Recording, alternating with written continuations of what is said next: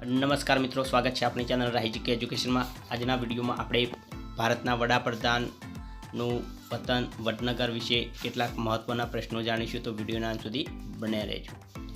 વડનગર શહેર કઈ નદી કિનારે આવેલું છે? કપિલા નદી કિનારે।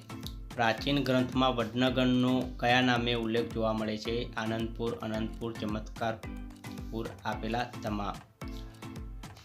વડનગરનું પ્રખ્યાત કીર્તિતોરણ કયા વંશ દરમિયાન બંધાયું હોવાનું મનાય છે?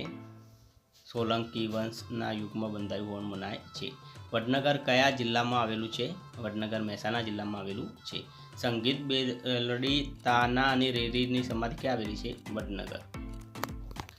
પ્રસિદ્ધ શર્મિષ્ઠા તળાવ ક્યાં આવેલું છે? જે વડનગરમાં આવેલું છે। ચીની મુસાફર યુએન સાંગે વડનગરની મુલાકાત કઈ સદીમાં લીધી હતી? 7મી સદીમાં લીધી હતી।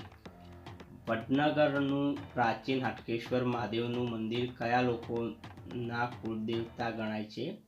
નાગર બ્રાહ્મણ। તાનારીરી મહોત્સવ દર કયા મહિનામાં યોજાય છે?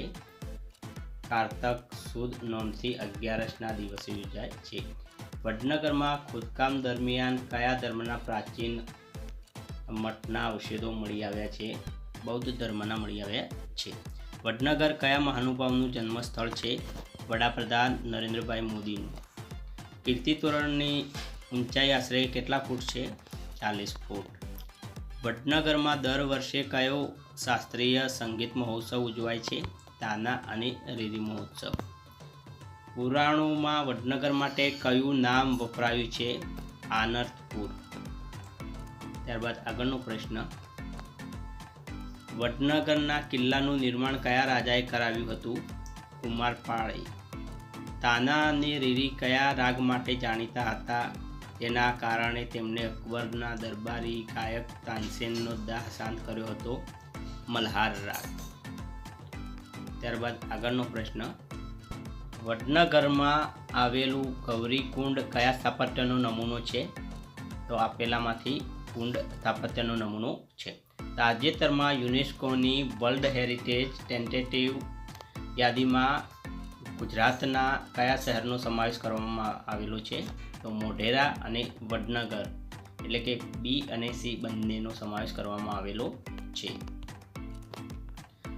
વડનગર મ્યુઝિયમમાં કયા કાળના સિક્કા અને શિલ્પો સંગ્રહિત છે? તો મૌર્ય કાળ, ક્ષત્રપ કાળ અને સોલંકી કાળ આપેલા તમામ કાળના સિક્કા અને શિલ્પો સંગ્રહિત છે। વડનગર કઈ ટેકરીઓની હારમાળા પાસે આવેલું છે? અરવલ્લીની ટેકરીઓની હારમાળા પાસે વડનગર આવેલું છે।